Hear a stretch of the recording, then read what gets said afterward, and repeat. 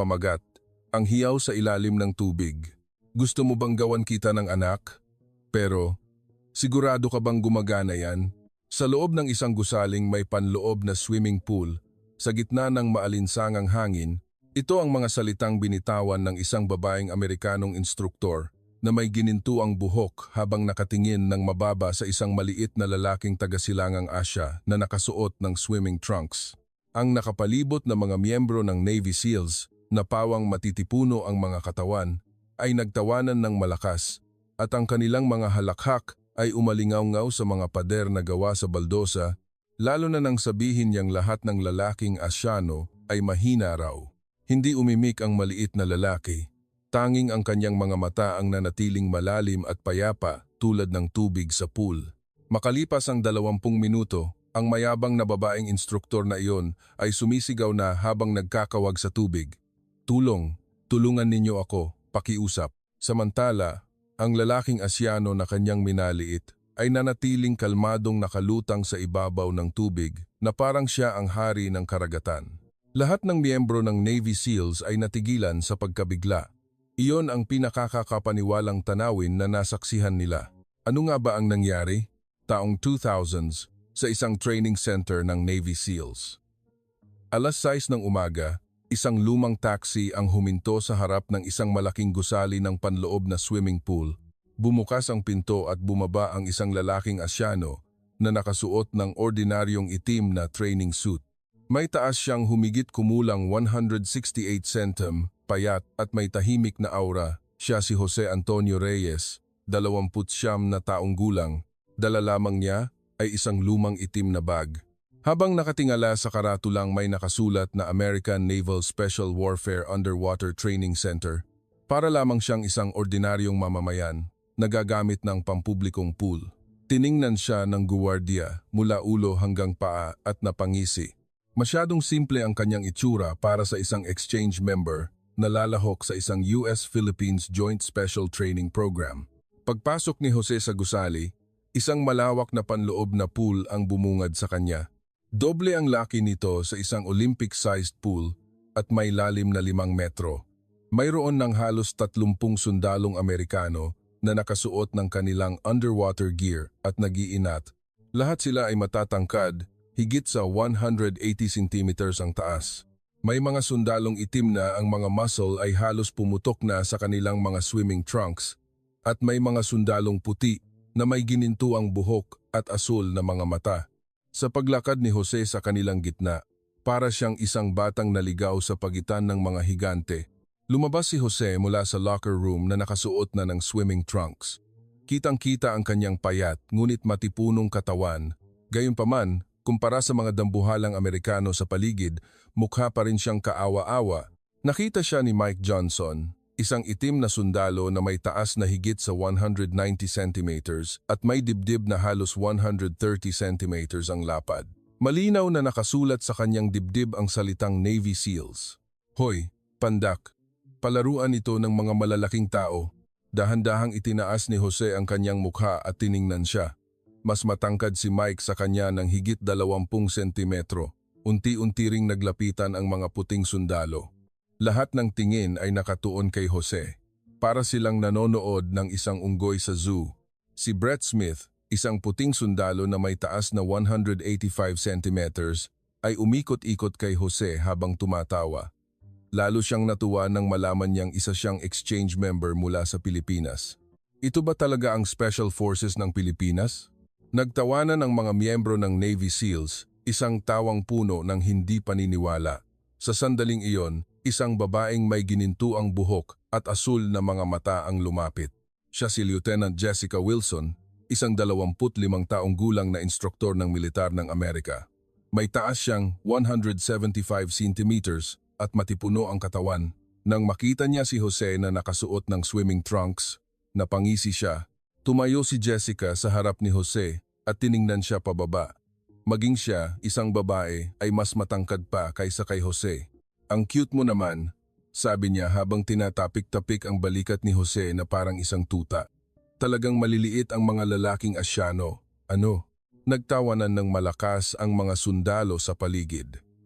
Tahimik lang na nakatayo si Jose. Tanging ang kanyang mga kamay ang dahan-dahang bumubuo ng kamao.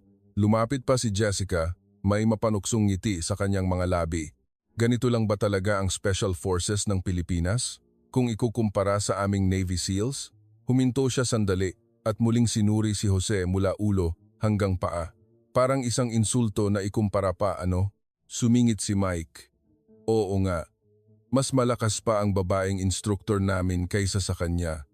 Muling umalingaw-ngaw ang mga halakhak, ngunit nanatiling tahimik si Jose.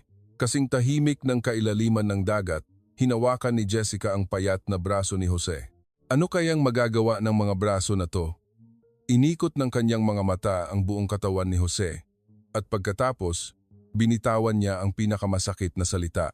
Kung matatalo mo ako, magpapabuntis ako sa iyo. Pero, magagamit mo ba yan? Biglang tumahimik ang buong pool.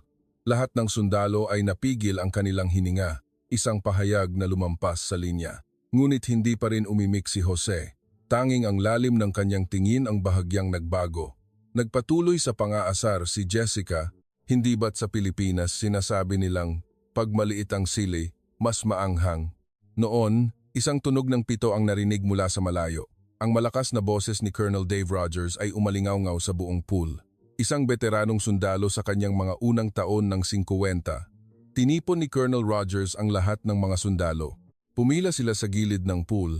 Nakatayo si Jose sa dulo ng pila. Kitang-kita ang pagkakaiba ng kanyang tangkad. Sa iba, para siyang isang estudyante sa gitna ng mga matatanda. Nagulat si Colonel Rogers nang makita si Jose.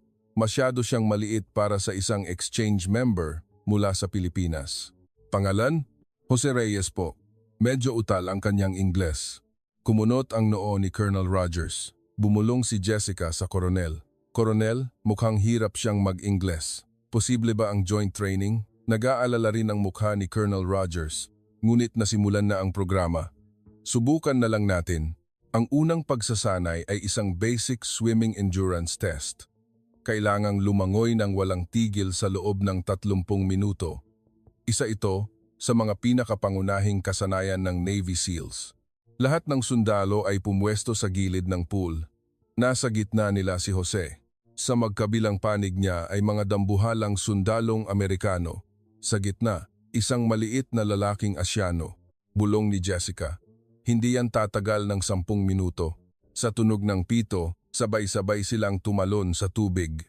Malakas ang tilamsik. Ngunit isang kakaibang bagay ang nangyari. Sa ilalim ng tubig, si Jose ay naging ibang tao. Tahimik, tuloy-tuloy, at natural siyang lumangoy na parang isang isda. Lumipas ang 5 minuto. Lumipas ang 10 minuto.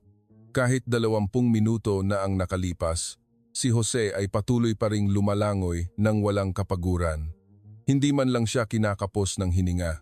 Samantala, ang mga malalaking sundalong Amerikano ay isa-isang napapagod at nagsisimulang kumapit sa gilid ng pool. Kahit gaano kalaki ang kanilang mga muscle, iba ang usapan sa tibay. Nang lumipas ang 25 minuto, tanging si Jose at ilang veteranong sundalo na lamang ang patuloy na lumalangoy. Unti-unting sumeryoso ang mukha ni Jessica. Si Jose, na inaasahan niyang susuko sa loob lamang ng ilang minuto, ay siyang pinakamatatag na lumalangoy. Pagdating ng 30 minuto, ang mga natira na lang ay si Jose, si Mike at 2 veteranong instruktor. Ngunit sila man ay kinakapos na ng hininga at nagiging magulo na ang kanilang paggalaw. Samantala, si Jose ay nananatili sa parehong ritmo mula sa simula. Para bang ngayon lang siya nagsimula. Tumalas ang tingin ni Colonel Rogers. Mayroong kakaiba. Ngunit hindi pa rin kumbinsido si Jessica. Ano naman kung medyo magaling siyang lumangoy? Ang tunay na mahalaga ay iba. Inaasahan na niya kung gaano kaawa-awa ang magiging itsura ni Jose sa tunay na underwater combat training na magsisimula bukas. Ngunit hindi pa niya alam kung ano ang itinatago sa likod ng mga mata ni Jose na nakatingin sa dagat. Nang gabing iyon, mag-isang nakahiga si Jose sa isang kama sa sulok ng barracks. Ang ibang mga sundalong Amerikano ay nagiinuman ng beer at nag-iingay, ngunit hindi siya inimbitahan. O mas tamang sabihin na walang sinuman ang nakapansin sa kanya. Para siyang isang taong hindi nakikita. Kinaumagahan, 7:00, nagsimula ang tunay na underwater combat training. Tinipon ni Colonel Rogers ang lahat sa harap ng pool. Ngayon, ang pagsasanay ay ang pagpindot sa isang target sa ilalim ng tubig habang pinipigil ang hininga sa loob ng 5 minuto. Isa ito sa mga pangunahing kasanayan ng Navy SEALs. Ngayon magsisimula ang tunay na pagsasanay. Ang paglangoy kahapon ay warming up lamang, umalingaw-ngaw ang mahigpit na boses ni Colonel Rogers. Pumunta sa harap si Jessica. Siya ang mamamahala sa pagsasanay ngayon. Bilang isang espesyalistang instruktor sa underwater combat, puno siya ng kumpiyansa. May mga target sa ilalim ng tubig. Kailangan ninyong pigilin ang inyong hininga, sumisid, pindutin ang target ng wasto at pagkatapos ay umahon. Napako ang kanyang tingin kay Jose. Kung hindi mo kaya, mauna ka nang umalis. Bago ka pa mapahiya. Nagtawanan ng mga sundalo sa paligid. Si Jose ay nanatiling tahimik. Ang unang sumubok ay si Mike. Tumalon ang malaking itim na sundalo sa tubig. Inabot siya ng 3 minuto at 10 segundo upang sumisid sa lalim na 4 na metro, pindutin ang target at umahon. Magaling! Pumalakpak si Jessica. Sumunod si Brett. Mahusay ding naisagawa ng puting sundalo ang gawain. 3 minuto at 15 segundo ang kanyang naitala. Sunod-sunod na sumubok ang mga sundalo. Lahat sila ay nagpakita ng kahanga-hangang galing na angkop sa isang Navy SEAL. Karaniwan, natatapos nila ang gawain sa loob ng 4 na minuto. Dumating na ang huling pagkakataon. Si Jose. Ngayon, ang ating espesyal na bisita naman, may halong pangungutya ang boses ni Jessica. Hindi ka naman siguro takot sa tubig, di ba? Nagtawanan ang mga sundalo. Tumayo si Jose sa gilid ng pool. Lalong naging kaawa-awa ang kanyang maliit na pangangatawan. Nagpatuloy sa pang-aasar si Jessica. Narinig ko, maliit daw ang lung capacity ng mga Asyano. Totoo ba yon? Baka hindi ka tumagal ng 1 minuto. Sumingit si Mike. Tumingin si Jose sa ibabaw ng tubig. Ang malalim na asul na tubig ay naghihintay sa kanya na para bang isang matagal ng kaibigan. Dahan-dahan siyang huminga ng malalim. 1, 2, 3, at saka siya tumalon sa tubig. Nagkaroon ng tilamsik. Ngunit pagkatapos pumasok si Jose, naging kakaibang tahimik ang tubig. Nawala si Jose sa ilalim ng tubig. Lahat ay nagsimulang mag-oras gamit ang kanilang mga stopwatch. Lumipas ang 1 minuto. Hindi pa rin nakikita si Jose. Lumipas ang 2 minuto. Tahimik pa rin. Lumipas ang 3 minuto. Nagkaroon ng pagtataka sa mukha ni Jessica. Hoy! Anong ginagawa niya? Lumipas ang 4 na minuto. Nagsimula ng mag-alala ang ibang miyembro ng Navy SEALs. Baka may nangyari sa kanya sa ilalim ng tubig. Lumipas ang 5 minuto. Ngayon, lahat ay seryoso na. Kahit para sa isang Navy SEAL, hindi madaling manatili sa ilalim ng tubig ng 5 minuto. Hindi ba dapat natin siyang sagipin? Akmang tatalon na si Brett sa tubig ng splash. Dahan-dahang lumitaw ang ulo ni Jose sa ibabaw ng tubig. Natural na parang isang submarinong umaahon. Mukhang hindi man lang siya kinapos ng hininga habang lumalangoy patungo sa gilid ng pool. Hindi rin magulo ang kanyang paghinga. Tapos na po, tahimik na sabi ni Jose. Tiningnan ni Colonel Rogers ang stopwatch. 7 minuto at 30 segundo. Halos doble ang oras kumpara sa ibang mga sundalo. Nang suriin ang underwater camera, isang mas nakakagulat na katotohanan ang nabunyag. Matapos pindutin ang target, si Jose ay relax na lumalangoy pa sa ilalim ng tubig. Para siyang namamasyal sa ilalim ng dagat. Nanigas ang mukha ni Jessica. Malinaw na mayroong mali. Ulitin mo, hamon niya. Baka sinuwerte ka lang, ano? Tumango si Jose. Ikalawang pagsubok. Ngayon, mas nakatuon ang lahat sa panonood.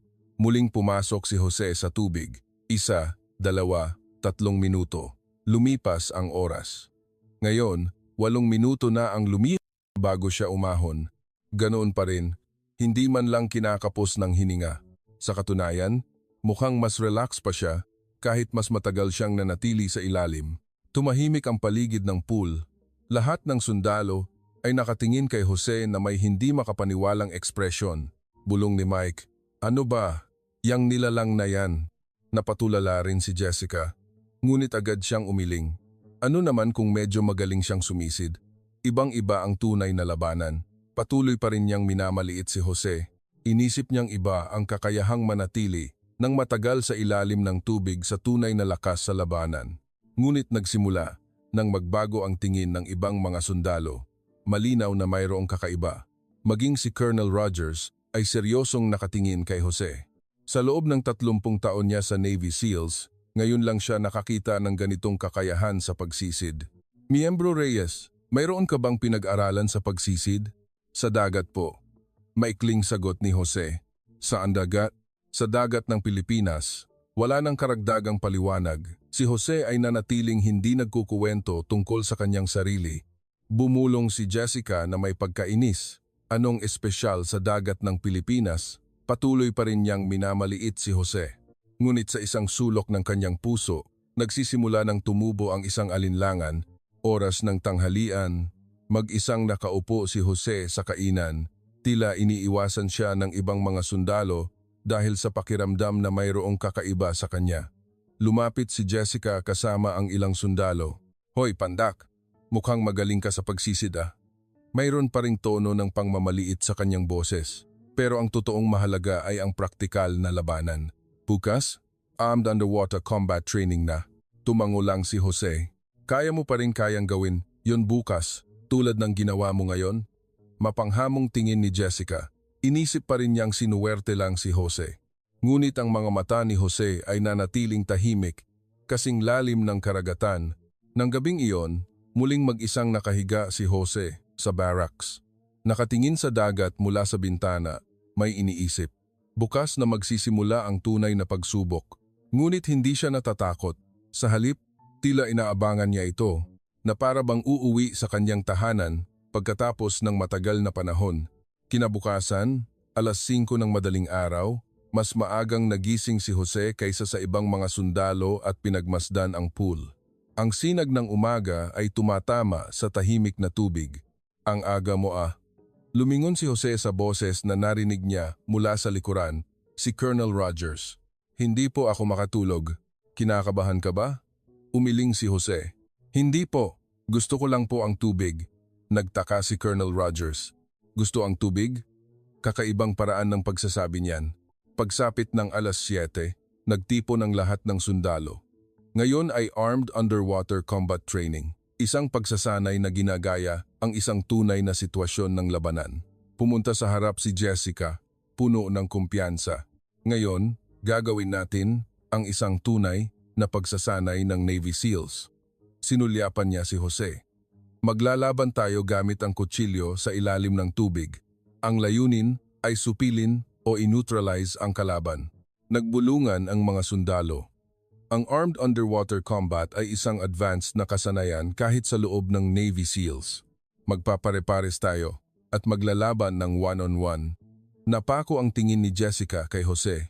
Miembro Reyes, ikaw at ako ang magpapakita ng demonstration. Tumahimik ang paligid ng pool. Si Jessica mismo ang lalaban.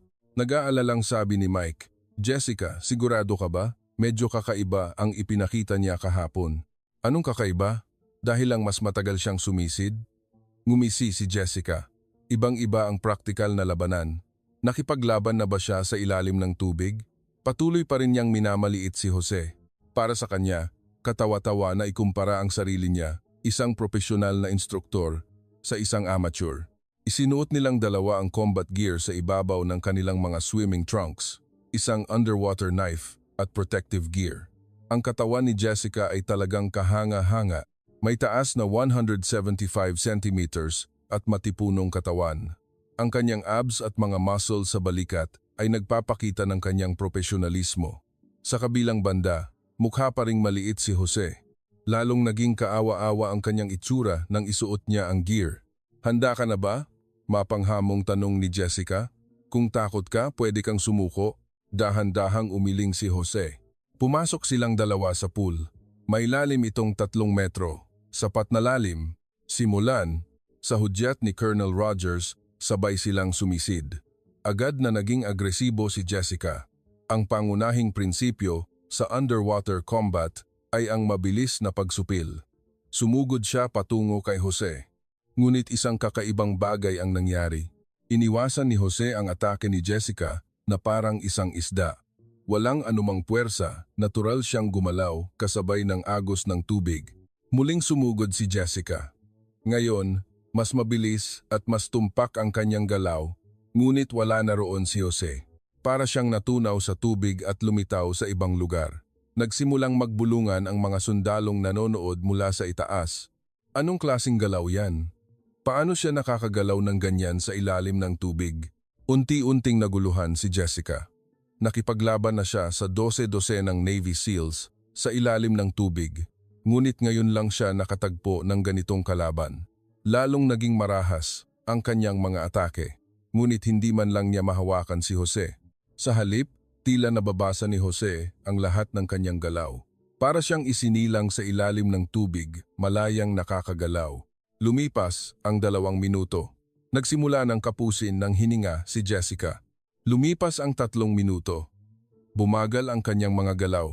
Samantala, si Jose ay nanatiling relax. Walang bahid ng pagod. Nang lumipas ang 4 na minuto, umahon si Jessica sa tubig. Humihingal na kumapit siya sa gilid ng pool. "Sandali! Pahinga!" Hirap niyang sabi. Ngunit si Jose ay nanatili sa ilalim ng tubig. Walang balak umahon. Pagkalipas pa ng 5 minuto, dahan-dahang lumitaw si Jose sa ibabaw ng tubig. Hindi man lang kinakapos ng hininga. Ganap na tumahimik ang paligid ng pool. Hindi makapagsalita si Colonel Rogers. Sa 30 taon niya sa Navy SEALs, ngayon lang siya nakakita ng ganitong kakayahan sa ilalim ng tubig. Bulong ni Mike, "Tao ba yan?" Ang ibang mga sundalo ay mayroon ding hindi makapaniwalang ekspresyon. Ang kanilang profesional na instruktor, si Jessica, ay ganap na natalo. Nakahinga si Jessica sa gilid ng pool habang nakatingin kay Jose. Lubhang nasaktan ang kanyang pride. "Isa pa," sigaw niya habang pilit na tumatayo. "Hindi pa ako seryoso kanina." Ngunit pinigilan siya ni Colonel Rogers. "Tama na. Hanggang dito na lang tayo ngayon." Namula ang mukha ni Jessica sa galit at kahihiyan. Ang kanyang pride bilang isang profesional na instruktor ay ganap na nawasak. "Ano ba talaga yan?" Tahimik na tanong ni Brett. Umahon si Jose mula sa tubig at tahimik na inayos ang kanyang gamit. Hindi pa rin siya nagsasalita. Lumapit si Colonel Rogers kay Jose. "Miyembro Reyes, saan mo natutunan ang mga ganyang teknik?" "Sa tubig po." "Ganoon pa rin." Maikling sagot. "Saan eksakto?" "Sa dagat po." Wala nang karagdagang paliwanag. Oras ng tanghalian, ganap na nagbago ang atmosfera sa kainan. Ngayon, iba na ang tingin ng mga sundalo kay Jose. Isang tingin na may halong takot at pagtataka. Mag-isang nakaupo si Jessica sa isang sulok, wasak ang pride. Maingat na lumapit si Mike kay Jose. "Hoy, taga-Pilipinas ka ba talaga?" Tumango si Jose. "Mayroon bang lugar sa Pilipinas na nagtuturo ng ganyang pagsasanay?" "Ewan ko lang po," malabong sagot ni Jose. Nagpatuloy ang bulungan sa pagitan ng mga sundalo. Malinaw na mayroong kakaiba, ngunit ang pagkatao ni Jose ay nananatiling isang misteryo. Hindi siya nagkukuwento tungkol sa kanyang sarili, ngunit isang bagay ang sigurado, hindi na nila siya maaaring maliitin. Nang gabing iyon, mag-isang pumunta si Jessica sa pool. Nagsasanay mag-isa upang maibalik ang kanyang pride. Ngunit kahit anong gawin niya, hindi niya maintindihan ang mga galaw na ipinakita ni Jose. "Ano ba ang pinagkaiba?" bulong niya. Noon, narinig niya ang mga tahimik na yabag sa likuran niya. Si Jose, "Nagsasanay pa po kayo?" Tahimik na tanong ni Jose. Lumingon si Jessica. Walang bakas ng pangungutya o tagumpay sa kanyang mukha. Tanging kapayapaan. "Ano ba talaga ang pagkatao mo?" Diretsong tanong ni Jessica. Nag-atubili sandali si Jose at saka siya sumagot, "Isa lang po akong taong mahilig sa dagat." Isang sagot na puno pa rin ng misteryo. Ngunit bukas, isang mas malaking pagsubok ang naghihintay. Anong itsura kaya ang ipapakita ni Jose sa isang sitwasyong katulad ng tunay na labanan? Lumipas ang 1 buwan. Ang mga tsismis tungkol kay Jose ay kumalat sa buong training center. Yung maliit na lalaki mula sa Pilipinas, nagiging ibang tao raw sa tubig. Tinalo niya raw ng husto si Instructor Jessica, ngunit wala pa ring nakakaalam kung sino talaga si Jose. Nananatili siyang tahimik at hindi nagkukuwento tungkol sa kanyang sarili. Ngayon ay isang espesyal na araw. Ang araw na magsisimula ang isang practical simulation training. Alas 6 ng umaga, lahat ng sundalo ay nagtipon na naka-full combat gear, kagamitan na tulad ng sa isang tunay na operasyon. Tumayo si Colonel Rogers sa harap na may seryosong ekspresyon. Mula ngayon, magsasagawa tayo ng isang 3-day practical simulation, umalingaw-ngaw ang kanyang boses. Ang sitwasyon ay isang grupo ng mga terorista ang sumakop sa isang pasilidad sa dagat. Kailangan ninyong bumuo ng mga team, pumasok, iligtas ang mga hostage at bawiin ang pasilidad. Naging seryoso ang ekspresyon ng lahat ng sundalo. Hindi ito isang simpleng pagsasanay. Ito ay katulad ng isang tunay na misyon ng Navy SEALs. Hahatiin natin ang mga team. Sinimulang basahin ni Colonel Rogers ang listahan. Alpha Team, Mike, Brett, Thompson. Isang team na binubuo ng mga veterano ng Navy SEALs. Bravo Team, Jessica, Wilson, Rodriguez. Mga sundalong may kakayahan din. At Charlie Team, napako ang tingin ni Colonel Rogers kay Jose. Jose Reyes, mag-isa. Biglang nagkaroon ng bulungan. Mag-isa? Isang team training ito, pero mag-isa siyang lalaban? Nagkaroon ng mga tanong sa pagitan ng mga sundalo. Pumunta sa harap si Jessica. Coronel, hindi po ba't hindi yan patas? Kahit gaano pa siya kagaling, imposible na labanan niya ang isang buong team ng mag-isa. Pinutol ni Colonel Rogers ang kanyang sinasabi. Kung gusto ni Miembro Reyes, isasama ko siya sa isang team. Lahat ng tingin ay napunta kay Jose. Dahan-dahang umiling si Jose. Okay lang po, kaya kong mag-isa. Lalong lumakas ang bulungan. Baliw ba siya? Kahit gaano pa siya kagaling sa tubig. Ngunit ang ekspresyon ni Jose ay nanatiling kalmado. Alas 3 ng hapon, nagsimula ang simulation. Isang malaking artipisyal na istruktura na itinayo sa dagat. Isang training facility na eksaktong ginaya sa isang tunay na offshore platform. Ang Alpha Team at Bravo Team ay sumakay sa kani-kanilang speedboats at umalis. Bawat isa ay isang elite unit na may 6 na miyembro na naka-full gear. Samantala, mag-isa lang si Jose. Ang ibinigay lang sa kanya ay basic underwater equipment at kaunting armas. Talagang mag-isa ka lang? Huling tanong ni Mike. Tumango si Jose. Simulan ang operasyon. Sa hudyat ng koronel, sabay-sabay na kumilos ang tatlong team. Ang Alpha at Bravo Team ay gumamit ng mga makabagong taktika upang makalapit sa istruktura. Ang ingay ng kanilang mga speedboat ay umalingaw-ngaw sa dagat.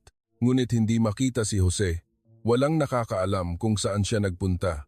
Lumipas ang 10 minuto. Nagsimulang pumasok ang Alpha Team mula sa silangang bahagi ng istruktura. Ang Bravo Team naman ay papalapit mula sa kanluran, ngunit wala pa ring bakas ni Jose. Lumipas ang 20 minuto.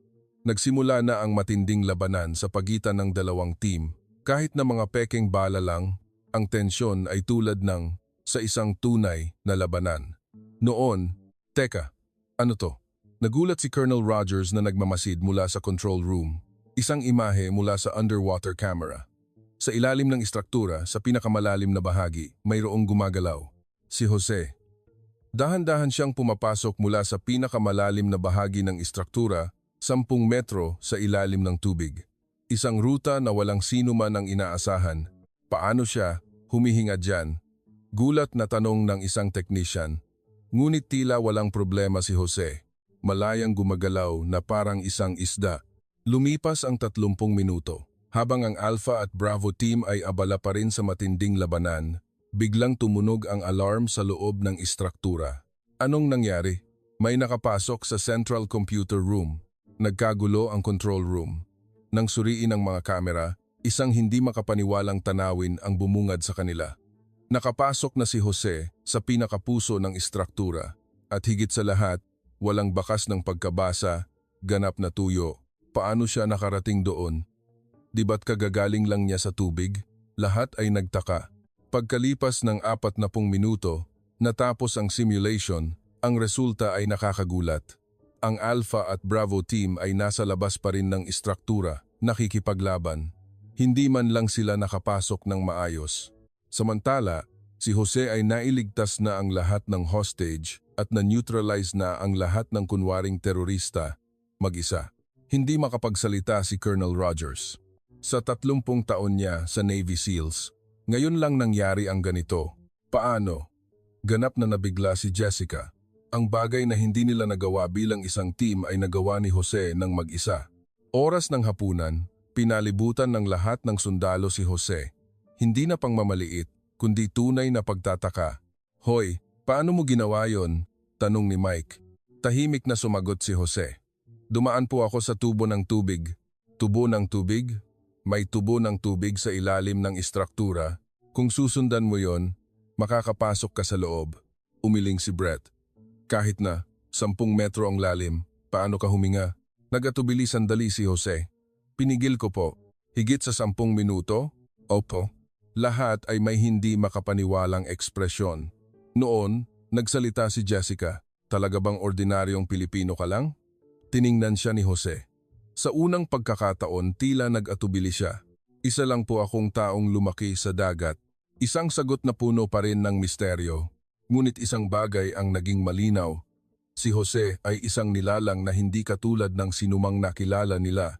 Nang gabing iyon, mag-isang tiningnan muli ni Colonel Rogers ang profile ni Jose sa kanyang opisina. Ngunit puro ordinaryong impormasyon lang ang nakasulat. Walang espesyal na karanasan, walang tala ng special training. Sino ka ba talaga? Bulong ng koronel. Bukas, isang mas malaking pagsubok ang naghihintay. Mabubunyag na kaya ang tunay na pagkatao ni Jose? Huling araw ng pagsasanay. Sa loob ng 4 na linggo, patuloy na nagpakita si Jose ng mga nakakagulat na resulta. Mula sa underwater infiltration, hostage rescue, hanggang sa bomb disposal, tinalo niya ang mga veterano ng Navy SEALs sa lahat ng larangan. Ngayon, ganap nang nagbago ang tingin ng lahat ng sundalo kay Jose. Ang pangmamaliit at pangungutya ay napalitan ng paggalang at takot. Pagkatapos ng huling pagsasanay, tinipon ni Colonel Rogers ang lahat. Tapos na ang isang buwang joint training, seryoso niyang sabi. Sa totoo lang, ang pagsasanay na ito ay isang malaking sorpresa para sa amin. Napako ang tingin ng koronel kay Jose, lalo na ang kakayahan ni miyembro Jose Reyes. Huminto siya sandali, ay ang pinakamahusay na nakita namin. Tumango ang mga sundalo sa paligid. Isang katotohanang hindi nila maikakaila. Miyembro Reyes, may huli lang akong gustong itanong, seryosong sabi ni Colonel Rogers. Sino ka ba talaga? Lahat ng tingin ay nakatuon kay Jose. Ang tanong na bumabagabag sa kanila sa loob ng 1 buwan. Sandaling nanahimik si Jose. At saka dahan-dahang nagsalita. Kabilang po ako sa Naval Special Operations Command o NAVSOCOM ng hukbong dagat ng Pilipinas. Napigil ang hininga ng lahat. NAVSOCOM? Ulit ni Mike. Minsan, tinatawag din kaming Philippine Navy SEALs. Tahimik na paliwanag ni Jose. Mayroon palang ganyang unit sa Pilipinas? Gulat na tanong ni Brett. Opo, itinatagpo ito noong 1956. Nanigas ang mukha ni Colonel Rogers. Narinig na niya ang tungkol sa NAVSOCOM. Ikaw, isang tunay na miyembro ng NAVSOCOM? Opo, 12 taon na po akong nagsisilbi. Lahat ng sundalo ay nabigla. Si Jose, na inaakala nilang isang ordinaryong tao, ay isa palang miyembro ng pinaka-elite na Special Forces ng Pilipinas. Nanginginig ang boses ni Jessica nang magtanong, kung ganoon, niloloko mo lang pala kami mula sa simula? Umiling si Jose. Hindi po. Hindi ko lang sinabi. Bakit? Dahil hindi nyo naman po tinanong. Biglang hindi makapagsalita ang lahat. Totoo nga naman, mula sa simula ay minamaliit na nila si Jose. Hindi sila seryosong nagtanong tungkol sa kanyang pagkatao. Hindi makapaniwalang sabi ni Mike, kung ganoon, lahat ng pagsasanay na ginawa natin ay madali lang pala para sa'yo? Hindi po. Marami po akong natutunan, mapagkumbabang sagot ni Jose. Lalo na ang mga taktika ng Navy SEALs, talagang kahanga-hanga, ngunit walang naniwala sa kanya. Ang ipinakita ni Jose ay mas mataas na antas kaysa sa kanila. Nagtanong pa si Colonel Rogers. Sa NAVSOCOM, anong mga misyon ang karaniwan ninyong ginagawa? Underwater infiltration, demolition, reconnaissance, at hostile territory infiltration. Hostile territory? Opo. Mga misyon na pumapasok sa mga lugar tulad ng Mindanao. Lalong nanigas ang mukha ng mga sundalo. Iyon ay isa sa mga pinakamapanganib na misyon na ginagawa rin ng Navy SEALs. Maingat na nagtanong si Brett, "Nagawa mo na ba talaga ang ganyang misyon?" Nag-atubili sandali si Jose. "Ilang beses na po." "Saan?" "Hindi ko po maaaring sabihin yon. Isang military secret." Ngunit sapat na ang maikling sagot na iyon. Hindi makapaniwalang sabi ni Jessica, "Kung ganoon, mayroon kang tunay na combat experience?" "Opo." "Gaano katagal?" "Humigit kumulang 7 taon po." Lahat ay natahimik. 7 taon ng combat experience. Mas marami pa iyon kaysa sa karamihan ng mga Navy SEALs. Nanginginig ang boses ni Mike nang magtanong, "Kung ganoon, sa loob ng 1 buwan, kami." "Okay lang po," mahinahong sabi ni Jose. "Noong una, nadismaya rin po ako sa inyo. Biglang tumingala ang lahat. Pero habang ginagawa ang pagsasanay, naintindihan ko kung bakit ang Navy SEALs ang pinakamalakas sa buong mundo." Taos-pusong sabi ni Jose. "Lalo na ang inyong teamwork at strategic operations. Marami po talaga akong natutunan." May komplikadong ekspresyon si Colonel Rogers. "Kung ganoon, ang lamang mo lang sa amin ay ang iyong kakayahan sa ilalim ng tubig?" Nag-isip sandali si Jose. "Siguro po, magkaiba po kasi ang kapaligiran." "Anong ibig mong sabihin?" "Ang dagat ng Pilipinas ay iba sa Amerika. Mas malamig, mas malakas ang alon, at mas mailap." Nagpatuloy siya sa pagpapaliwanag. "Sa ganoong kapaligiran ako nagsanay sa loob ng 12 taon, kaya siguro natural na akong naka-adapt." Bulong ni Jessica, 12 taon. 3 taon pa lang siyang instruktor ng Navy SEALs. Interesadong nagtanong si Brett, "Kung ikukumpara, ano ang NAVSOCOM sa Navy SEALs?" Maingat na sumagot si Jose. "Mahirap pong ikumpara. Bawat isa ay may kanya-kanyang kalakasan. Halimbawa, ang Navy SEALs po ay mas nakalalamang sa equipment at firepower. Ang NAVSOCOM naman ay mas umaasa sa individual na kakayahan." Tumango si Mike na parang naiintindihan na. "Kaya pala nagawa mo yun ng mag-isa." "Opo, karaniwan kaming kumikilos ng mag-isa o sa maliliit na grupo." Lahat ay naging malinaw. Ang kanyang nakakagulat na individual na kakayahan, ang lakas na talunin ang isang buong team ng mag-isa, at ang kanyang superhuman na abilidad sa ilalim ng tubig. Mula sa simula, siya ay isang mandirigma mula sa ibang dimensyon. Taos-pusong sinabi ni Colonel Rogers, "Miyembro Reyes, maraming salamat. Marami kaming natutunan." Yumuko si Jose. "Ako rin po, maraming salamat."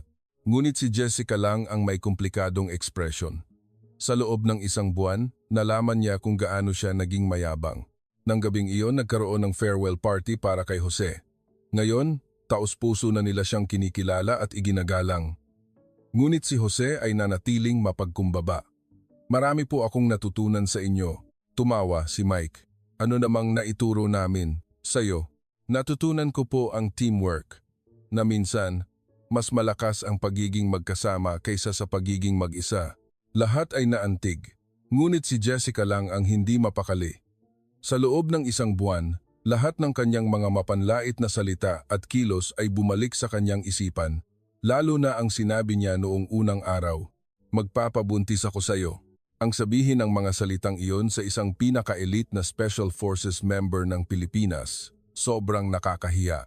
Ngunit may mas malaki pang sorpresa na naghihintay. Isang mas nakakagulat na katotohanan na hindi pa inilalantad ni Jose. Kasagsagan ng farewell party. Lahat ng miyembro ng Navy SEALs ay nakapaligid kay Jose, nag-iinuman ng beer at nagkukuwentuhan. Ganap nang nagbago ang atmosfera. Ang mga taong minamaliit si Jose, 1 buwan na ang nakalipas, ay taos-puso na siyang iginagalang ngayon. Ngunit si Jessica ay mag-isang nakaupo sa isang sulok ng party. Hawak niya ang isang lata ng beer, ngunit hindi man lang niya mainom. Ang lahat ng kanyang ginawa sa loob ng 1 buwan ay paulit-ulit na tumatakbo sa kanyang isipan. Lalo na ang mga mapanlait na salitang binitawan niya noong unang araw. Lumapit si Jose kay Jessica. Hawak niya ang isang lata ng soda. Tila hindi siya umiinom ng alak. "Bakit po kayo nag-iisa?" tanong ni Jose. Tumingala si Jessica. Walang bakas ng galit o sama ng loob sa kanyang mukha. Sa halip, mayroon siyang nag-aalalang ekspresyon. "Sorry," mahinang sabi ni Jessica. "Para saan po?" "Sa mga sinabi ko noong una." Umiling si Jose. Huwag niyo na pong isipin yon. Naiintindihan ko po. Naluha si Jessica. Nalaman niya kung gaano siya naging mayabang at walang galang. Hindi ko alam kung sino ka, pero sinabi ko ang mga bagay na yon. Sabi ko nga po, okay lang, taos puso ang boses ni Jose. Sa totoo lang, nagalit din po ako noong una, pero naintindihan ko rin po. Ang alin? Na mayroon kayong malaking pride bilang Navy SEALs. Tumango si Jessica. Tama siya.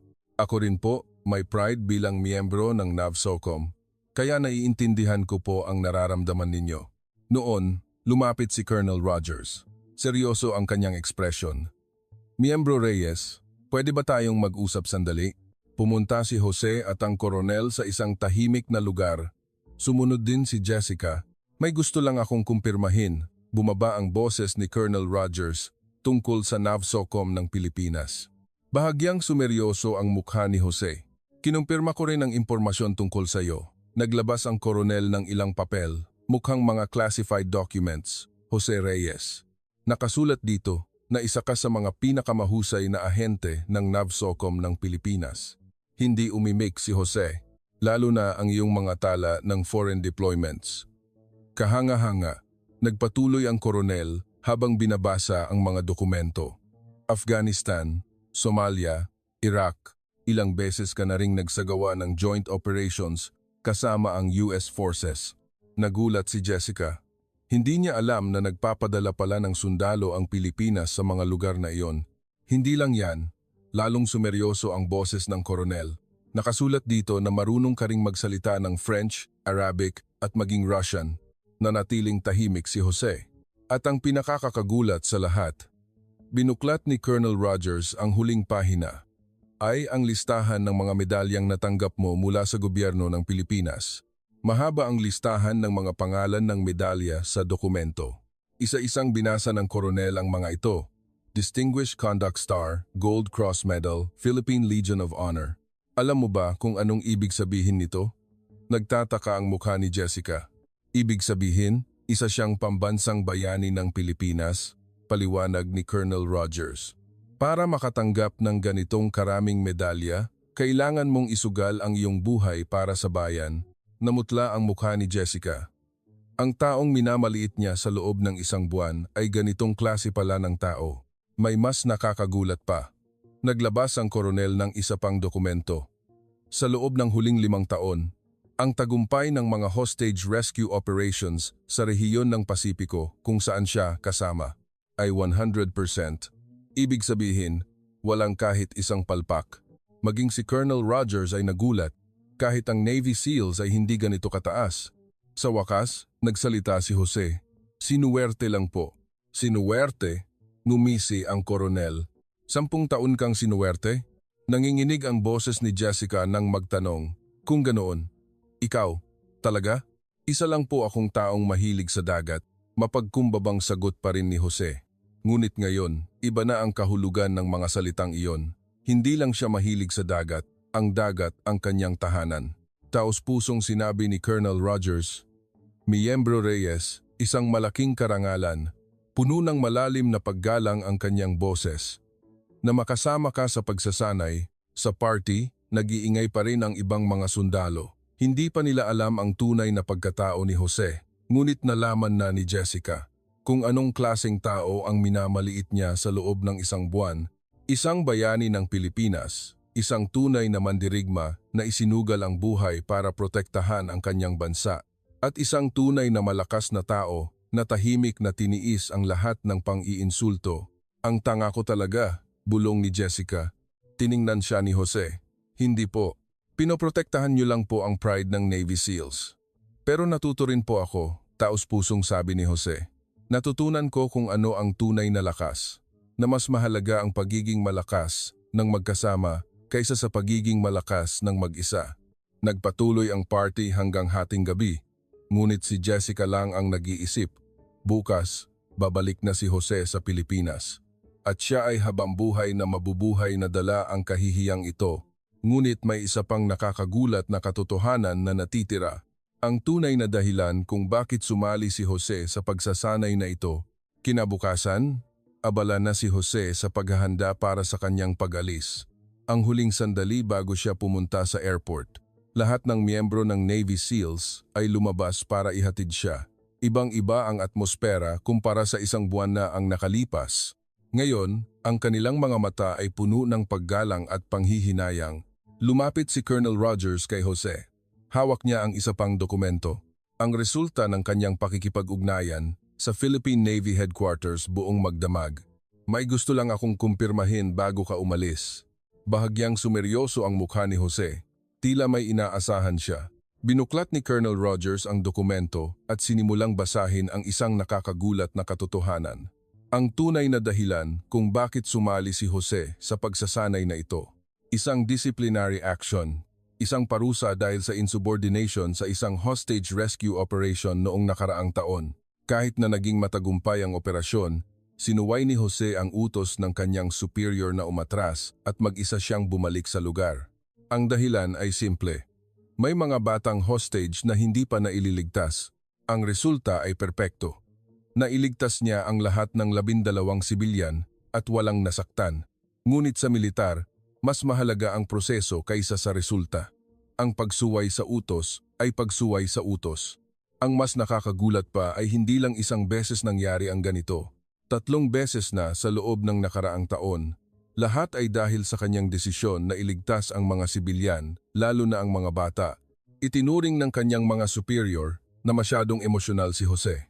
Ang kanyang paghuhusga ay mas inuuna ang damdamin kaysa sa malamig na pag-iisip, kaya't ipinadala siya sa joint training program na ito, kasama ang US Forces, upang matuto ng mas sistematiko at disiplinadong paraan ng pag-iisip. Sa madaling salita, para kay Jose, ang pagsasanay na ito ay isang parusa, hindi isang gantimpala. Nabigla ang mga sundalo sa paligid nang malaman ang katotohanan ito, lalo na si Jessica na namutla. Ang taong minamaliit at ininsulto niya sa loob ng isang buwan ay isang tunay na bayani na isinugal ang buhay at sinuway ang utos para iligtas ang mga bata. Nakatungo si Jose habang inilalantad ang lahat ng katotohanan ito. Tila nahihiya siya, ngunit hindi dahil sa pagsuway sa utos, kundi dahil nagdulot ng gulo sa kanyang unit ang kanyang ginawa. Tinanong ni Colonel Rogers kung pinagsisisihan niya ito. Ang sagot ni Jose ay matatag. Hindi po, kahit kailan. Kung mangyari muli ang parehong sitwasyon, gagawin niya ulit ang parehong bagay. Sa sandaling iyon, naintindihan ng lahat, ito ang tunay na sundalo, ito ang puso ng isang tunay na bayani. Mahalaga ang utos at disiplina, ngunit mas mahalaga ang buhay ng tao. Umiyak si Jessica. Nalaman niya kung gaano nakakahiya ang lahat ng kanyang ginawa sa loob ng isang buwan, lalo na ang mga mapanlait na salitang binitawan niya noong unang araw na parang mga punyal na tumutusok sa kanyang dibdib. Ngunit si Jose ay nanatiling mapagkumbaba. Hindi raw siya bayani, ginawa lang niya ang dapat gawin. Sa halip, sa pamamagitan ng pagsasanay na ito, natutunan niya ang kahalagahan ng teamwork. Nalaman niyang mas malakas ang pagiging magkasama kaysa sa pagiging mag-isa. Tapat na sinabi ni Colonel Rogers, ang pagdating ni Jose sa kanila ay hindi isang parusa, kundi isang biyaya. Sila ang mas maraming natutunan. Ipinakita niya kung ano ang tunay na sundalo, kung ano ang tunay na katapangan. Sumang-ayon din ang ibang mga sundalo. Mayroon silang pride bilang Navy SEALs, ngunit nalaman nila kung ano ang tunay na pride. Dumating na ang oras ng pag-alis patungong airport. Nang tumayo si Jose, dala ang kanyang bag, pinalibutan siya ng lahat ng sundalo. Ibang-iba ang itsura kumpara sa isang buwan na ang nakalipas. Humingi ng taos-pusong paumanhin si Jessica sa huling pagkakataon. Sa halip, nagpasalamat si Jose. Dahil sa kanya, lalo raw siyang lumakas. Noong una, nagalit siya, ngunit habang nagtitiis, nalaman niya kung ano ang tunay na lakas. Ang lahat ng dagat ay magkakaugnay. Ito ang huling salita ni Jose bago siya umalis sa training center. Pagkaalis ni Jose, tumahimik ang training center, ngunit mayroong nagbago sa puso ng lahat. Isang araw na nalaman nila kung ano ang tunay na bayani, kung ano ang tunay na lakas, na intindihan na nila ngayon. Na ang pinakamaliit na tao ay maaaring maging pinakadakila, na ang pinakatahimik na tao ay maaaring maging pinakamalakas. At ang tunay na bayani ay hindi ang may magarbong itsura, kundi ang taong tahimik na ginagawa ang dapat gawin. Isang taong may pusong kasing lalim at kasing lawak ng dagat. Isang linggo pagkaalis ni Jose, bumalik na sa normal ang training center ng Navy SEALs sa panlabas na anyo. May mga bagong trainees at ang mga datihang sundalo ay nagpatuloy sa kanilang mga gawain. Ngunit lahat ay nagbago. Hindi na si Jessica ang dating mayabang na instruktor. Sa pakikitungo sa mga bagong trainees, hindi na siya basta-basta humusga. Ipinangako niya sa sarili na hindi na niya huhusgahan ang isang tao base sa panlabas na anyo. Lalo na sa mga exchange members mula sa ibang bansa, mas naging maalalahanin siya. Kahit hirap sa wika o maliit ang pangangatawan, sinikap niyang alamin muna ang kanilang tunay na pagkatao. Ganoon din sina Mike at Brett. Mayroon pa rin silang pride bilang Navy SEALs, ngunit nalaman nilang hindi iyon dahilan para maliitin ang iba. Ang tunay na lakas ay hindi nagmumula sa pagmamaliit sa iba, kundi sa pagkilala at pagkatuto sa isa't isa. Isinabit ni Colonel Rogers ang larawan ni Jose sa pader ng kanyang opisina, isang group picture na kuha noong huling araw ng pagsasanay. Ang maliit na lalaking Asyano na nakatayo sa gitna ay hindi na mukhang kakaiba. Sa halip, siya ang pinaka-natural tingnan. Madalas niyang ikuwento si Jose sa mga bagong instruktor, isang buhay na halimbawa ng tunay na pamumuno at katapangan. Hindi ang laki ang mahalaga. Ang laki ng puso ang mahalaga. Ito ang madalas sabihin ng koronel. Samantala, ano na kaya ang ginagawa ni Jose na bumalik na sa Pilipinas? Bumalik siya sa kanyang unit at muling sumali sa mga pang-araw-araw na pagsasanay.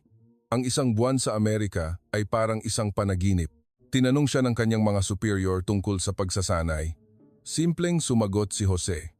Marami raw siyang natutunan, lalo na ang kahalagahan ng teamwork. Ngunit ang tunay na pagbabago ay nangyari sa ibang lugar. Nagbago ang tingin ng mga kasamahan ni Jose sa kanya. Ang kanyang karanasan sa pagsasanay kasama ang US Navy SEALs sa loob ng isang buwan ay naging isang malaking yaman. Higit sa lahat, nagbago si Jose mismo. Dati, sanay siyang kumilos ng mag-isa, ngunit ngayon, aktibo na siyang sumasali sa mga pagsasanay kasama ang kanyang mga kasamahan. Ibinahagi rin niya ang mga team tactics na natutunan niya sa Amerika. Nalaman niyang ang tunay na pagkatuto ay ang pagbabahagi ng natutunan. Ilang buwan ang lumipas, isang espesyal na balita ang dumating kay Jose. Isang opisyal na sulat ng pasasalamat mula sa US Navy SEALs Headquarters. Isang sulat na may pirma ni Colonel Rogers at ng lahat ng mga kalahok sa pagsasanay.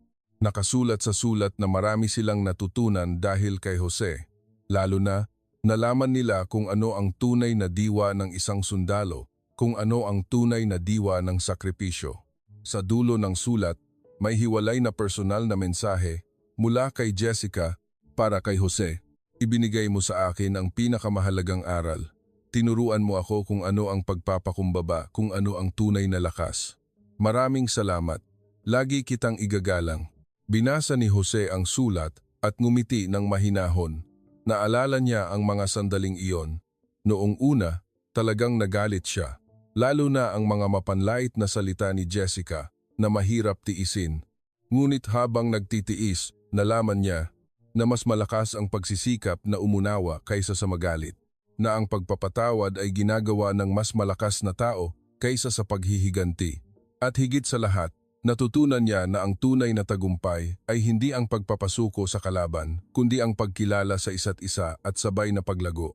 Isang taon ang lumipas, muling sasali si Jose sa isang international joint training. Ngayon, hindi na isang parusa, kundi isang tunay na gantimpala. Bago umalis sa airport, inihatid siya ng kanyang mga kasamahan. Ngayon, ilantad mo na agad ang tunay mong pagkatao, ha? Pabirong sabi ng isa sa kanyang mga kasamahan. Ngumiti si Jose at sumagot. Mas masaya kung dahan-dahan nilang malalaman, ngunit iba na ngayon. Mayroon na siyang kumpiyansa na hindi na magagalit kahit maliitin siya tulad ng dati. Dahil alam niyang sa pamamagitan ng ganoong karanasan, mas marami pa siyang matututunan. Habang papalipad ang eroplano, tiningnan ni Jose ang asul na dagat sa labas ng bintana. Ang dagat ay talagang magkakaugnay sa lahat ng lugar. Ang dagat ng Pilipinas, ang dagat ng Amerika, at ang lahat ng dagat sa buong mundo ay iisa. Ganoon din ang puso ng mga tao. Kahit magkakaiba ang bansa, kultura at wika, sa huli, maaari silang magkaugnay sa iisang puso. Ito ang tunay na lakas. Hindi ang pagtalo sa iba, kundi ang pagtalo sa sarili. Hindi ang magalit, kundi ang magtiis at umunawa. Hindi ang maging magaling ng mag-isa, kundi ang sabay na lumago. At higit sa lahat, kahit mukhang mahina, huwag sumuko. Kahit mukhang maliit, ipagpatuloy ang sariling landas. Ito ang kahulugan ng tunay na lakas na natutunan ni Jose.